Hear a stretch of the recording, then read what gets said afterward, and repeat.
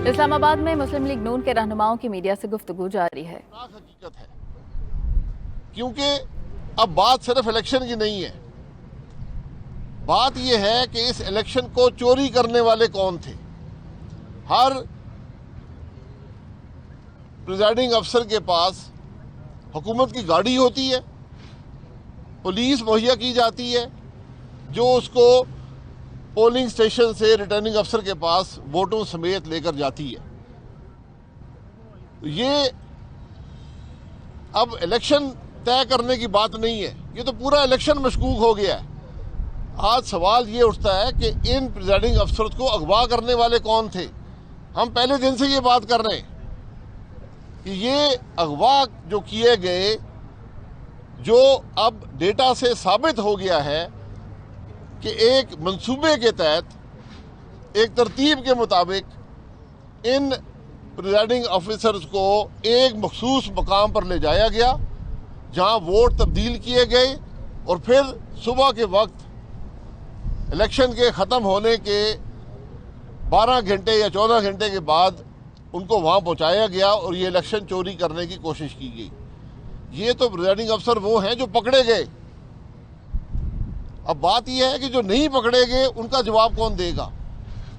जो इनको पकड़ कर ले गए वो कौन थे, वो क्यों ये काम कर रहे थे। आज हुकूमत जवाबदेह है। आज इलेक्शन को एक तरफ रख दें, आज सुप्रीम कोर्ट पर लाजिम है कि पहले ये पूछे कि इन प्रिजाइडिंग अफसर्स को अगवा करने वाला कौन था। जिम्मेदार हुकूमत है, जिम्मेदार ये लोग हैं जो आज इलेक्टोरल रिफॉर्म की बात करते हैं। इलेक्टोरल रिफॉर्म की धज्जियां तो इस इलेक्शन में बिखेर दी गई हैं और ये वही मॉडल है जो 2018 के इलेक्शन में इस्तेमाल किया गया था। यही तमाशा था, यही सर्कस थी कि आरटीएस बंद हो गया, प्रिजाइडिंग अफसर गायब हो गए, वोटें कहीं और ले जाई गई। लाहौर के बाई इलेक्शन में यही चीज करने की कोशिश की गई। मैं खुद वहां मौजूद था। साद रफीक साहब के प्रिजाइडिंग अफसर वोटों समेत वहां से जा रहे थे। उनके साथ किसकी गाड़ियां।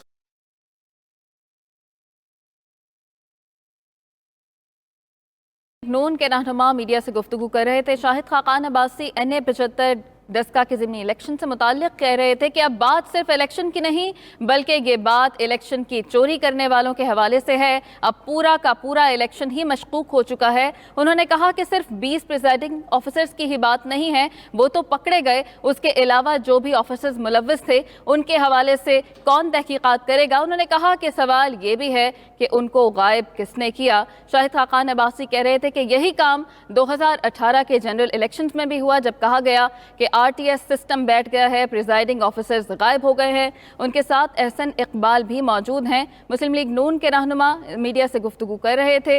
उन्होंने कहा कि इलेक्शन के जो मामलात हैं वो अब मशकूक हो चुके हैं।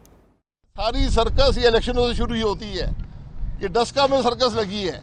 आज हमें तवक्को है कि सुप्रीम कोर्ट इस इलेक्शन पर जो फैसला करेगा वो तो इलेक्शन कमीशन ने फैसला करके दे दिया है, लेकिन सुप्रीम कोर्ट को यह मालूम करना चाहिए कि इलेक्शन चोरी करने वाले कौन थे। सजा तो उनको मिलनी चाहिए। सजा हम अवाम को दे रहे हैं, सजा हम उम्मीदवार को दे रहे हैं जो जीत गई हैं। ये आज की डस्का की हकीकत है, ये आज के इलेक्टोरल रिफॉर्म्स की हकीकत है। एहसन साहब जी, मैं सिर्फ शाहिद साहब ने जो कहा है उस पर ये इजाफा करूँगा कि NA-75 में ये बात अब साबित हो गई है जियो फेंसिंग की रिपोर्ट आने के बाद कि सरकार ने, हुकूमत ने मुनज़्ज़म मनसूबाबंदी के ज़रिए धांधली की है। आवाम के मैंडेट पे सोचे समझे मनसूबे के ज़रिए मुनज़्ज़म डाका डाला गया है। ये एक बहुत बड़ी सीरियस बात है। पाकिस्तान का आइन आवाम के वोट को एक सेक्रेट ट्रस्ट करार देता है। ये पहली दफ़ा हुआ है कि किसी हुकूमत की तरफ से मुनज़्ज़म धांधली करने की साजिश पकड़ी गई है। अगर ये 20 पोलिंग स्टेशन तक कोई इनफरादी मामला होता तो इसे 20 पोलिंग स्टेशन का मामला कहा जा सकता था।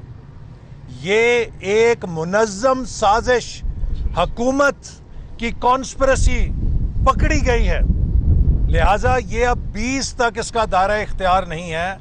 ये सारे के सारे 350 पोलिंग स्टेशन पर ना जाने हुकूमत किस किस तरह इंतजामी मशीन के जरिए असरअंदाज हुई है। हम उम्मीद रखते हैं कि अगर इलेक्शन कमीशन ने पहली दफा चोरी पकड़ के उसके खिलाफ फैसला दिया है तो सुप्रीम कोर्ट इलेक्शन कमीशन के ना सिर्फ उस फैसले को अपहोल्ड करेगी, बल्कि जैसे अभी शाहिद साहब ने कहा कि अब असल मसला ये नहीं है कि आपने रीपोल की इजाज़त देनी है। असल मसला ये है कि जैसे पना एक फर्जी जो रिपोर्ट छपी थी उसमें सुप्रीम कोर्ट ने इतनी ज़्यादा एक्टिविटी की कि जीआईटी बन गई, 1 महीने में जीआईटी रिपोर्ट दे, ये पनामा से ज़्यादा संगीन मसला है। अवाम के राय पे डाका डाला गया है, हुकूमत की मुनज़्ज़म साजिश से डाका डाला गया है। मैं उम्मीद करता हूं कि उसी तरह सुप्रीम कोर्ट इस बात की निगरानी करेगी कि जब तक वो लोग जिम्मेदार जो इस डाका डालने के पीछे थे पकड़े नहीं जाते, ये मामला ठप नहीं होना चाहिए। अगर ये सिर्फ 20 पोलिंग स्टेशन तक कहानी महदूद रखी जाती है तो मैं अदब से कहूंगा, बहुत अदब से, 20 पोलिंग स्टेशन पे रीपोलिंग की इजाजत का मकसद यह है कि डाका डालने वालों को बेल आउट पैकेज दिया जा रहा है। अगर जिन्होंने ये मुनज़्ज़म धांधली की है, अवाम का मैंडेट चुराने की कोशिश की है, उनको सजा देनी है, तो फिर हम उम्मीद करते हैं कि रीपोलिंग का फैसला होगा ताकि पाकिस्तान के अंदर वोट चुराने की कॉन्स्पिरेसी को हमेशा के लिए ख़त्म किया जा सके और जो लोग इस घनौने जुर्म में शामिल हैं उन्हें इबरत का निशाना बनाया जाए।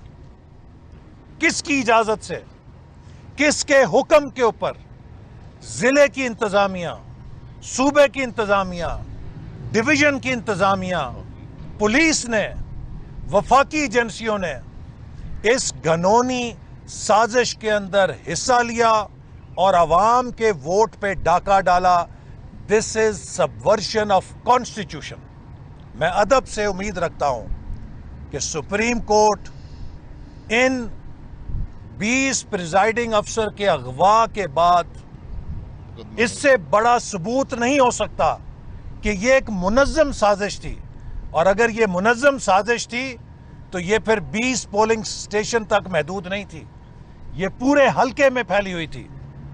और हम उम्मीद करते हैं कि डस्का के अवाम को, वहाँ के शहर के लोगों को जहाँ पोलिंग स्टेशन बंद रखे गए, फायरिंग करके लोगों को हरासा किया गया, 2 जानें ज़ाय हुई, इस दहशतगर्दी, गुंडागर्दी।